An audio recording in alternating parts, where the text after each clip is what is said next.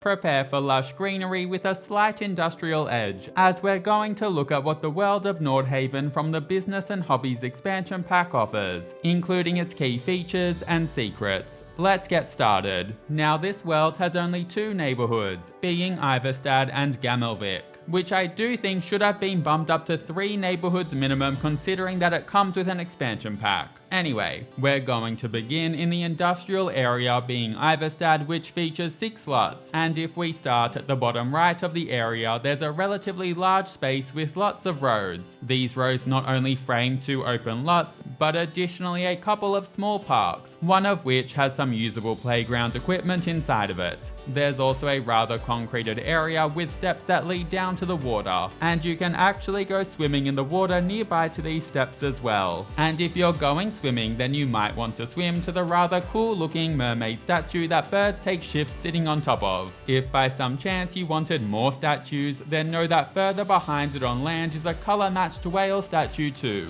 Then all the way at the top of this area is another lot and a street lined with cars. Notably near this lot are some steps down to the water too. Not sure why you'd actually come down here, but it's good to know that you can. There are some bridges leading across from this large concreted area, but notably just before one of the bridges across the top of the area is a small and dirty alleyway that at first might not seem too interesting. However, at night, usually after 5 PM but sometimes much later, you'll often find the rather mysterious Trashly. She'll be hanging out here and rummaging through the shady trash can. If trash has recently been placed in this trash can, then you'll be able to rummage in it to find various objects. But Trashly themselves, who is actually a bunch of raccoons pretending to be a sim, is much more interesting. You can chat to Trashly and additionally ask to see her wares, which opens up a rather unique store filled with various items for sale. And while lots of these items are quite fun or useful, perhaps the standouts here are Trashly's boxes. There's a basic,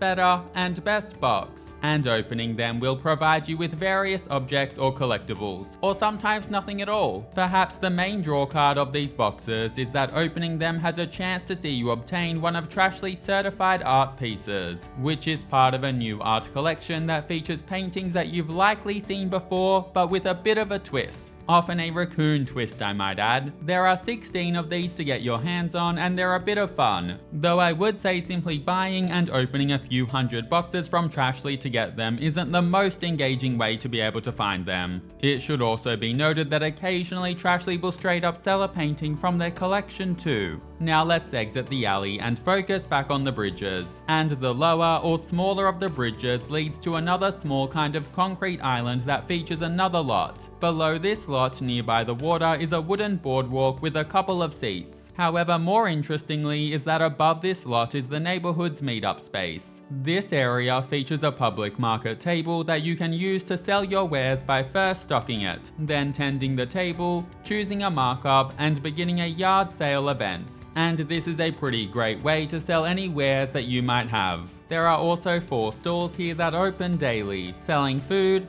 candy, ceramics, and drinks. I will flag that some of the ceramics sold are from relatively high pottery skill levels, so it's actually quite a good way to get your hand on some nice ceramic goods with very little effort. While already a useful area, it's worth knowing that it's also a dynamic one, with there being 7 different pop-up meetup events that occur here throughout the week. However, we'll talk more about these a little bit later. Now continuing across the bridge to the right, or alternatively going across the bridge above this space, will bring you to the final large area within this neighborhood. Notably here, you'll find the final 2 lots in the world, as well as some small grassy areas. But perhaps of more importance are the fishing spots. There's one at the bottom of the area, and then 2 more fishing spots nearby the topmost bridge that leads into the area. Fishing spots are a little bit different in Nordhaven, because not only can you fish at these locations, but you can also opt to clean the canal, which, side note, on occasion this canal sees colourful boats gliding through it. Cleaning this canal is essentially like fishing. However, instead of catching fish, you're trying to catch some of the 28 Nordhaven bike parts from the new collection, which do make for some great wall decor. Also, should your sim complete this collection, then they'll be mailed a voucher that can be redeemed to obtain the Cycle Dream Drifter bike, which has a range of different swatches and is all around very cute. Also, as you can probably tell, the rainbow swatch is a favorite. Perhaps my only criticism is that with a massive 28 bike parts in the collection that are all either frames or wheels, the collection probably could have been shrunk to around half of its size. Now there's one more point of interest in this neighborhood area, being the train station. And it's honestly quite a beautiful station, particularly at night when it all lights up. In addition to using the train station to travel, you can also select the station and choose to go train watching, which sees your sim head to the side of the station where they'll look out for passing trains, which in turn will provide your sim with a strong happy moodlet. As a quick final note, I do want to point out that this world has some really gorgeous sunsets. Now let's move on to the beautiful neighborhood of Gammelvik, which just like Iverstad also features 6 lots. At the bottom of this area are 2 empty lots located amongst a range of picturesque, colourful houses, with lots of bridges leading to another larger space that's again a very picturesque residential area filled with vibrant colours. And note that there's also a few more points of interest here, one being a church that sims can interact with to take a historic tour of. Don't get too excited because this is just a rabbit hole activity that can leave your sim with a relatively strong inspired moodlet. Then amongst all the houses are 3 playable lots, and the houses built on these generally blend into the environment really well, to the point where some don't even look like playable houses when compared to the other fake buildings in the area. There's also some steps down to a canal nearby too, which you can walk along, and of course this also includes another fishing or canal cleaning location where you'll be able to find more bike parts. While this residential space is pretty awesome, the big draw card is the meetup area around the middle of it, and this has all of the same key features as the meetup area over Iverstad, being the 4 different stores that you can buy goods from, a sales table that you can sell goods at, and a bathroom. And it's now time to talk about those dynamic meetup events that were mentioned earlier. There are 7 different types of meetups which all occur at the meetup areas in both Iverstad and Gammelvik on different days and at different times, and each has various activities on offer that you can engage in. Sweat and Socialise is all about fitness, featuring punching bags and exercise equipment, as well as a cooler that'll provide you with all the snacks you need.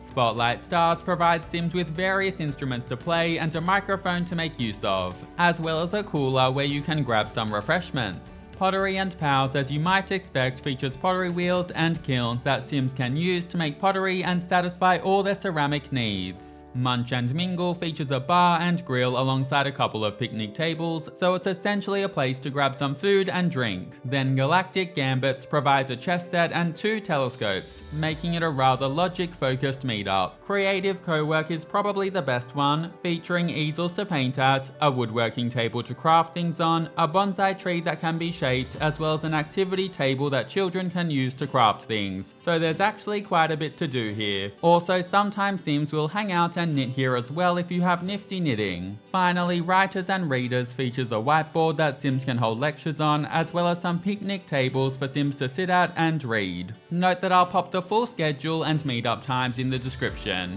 These meetups do bring the world to life and keep things interesting, and importantly, from the meetup information sign you can toggle on or off notifications for each of the meetup events, which I think is a great step in the right direction. I honestly think that toggleable event notifications is something that should be extended to all of the events in the game. Now, if you continue from this communal area, you'll travel through a rather beautiful arch and then cross a road that leads to the final lot in Gammelvik, which is a museum. This museum is surrounded by nature and an interesting sculpture sitting in a small body of water, but perhaps just as interesting as the museum itself is the park besides it that's filled with sitting areas and sculptures, and it's a cute space to have your sim go walking or bike riding around should they wish to. Going downwards from this park, and after crossing the road road, you'll wind up at a kind of beach with a swimmable body of water that actually seems to have some waves. Okay, calling them waves might be a bit of a stretch, but anyway. There's also a wooden platform that extends a little over this water too, and as you likely expected, it has another fishing spot that can be used to clean up the canal and fish up bike parts. And that's what the world of Nordhaven has to offer. If you enjoyed or found this helpful, then you might enjoy some of my other videos on world secrets and features, so check them out if you want to. And as always, I hope you have an amazing day. See you later!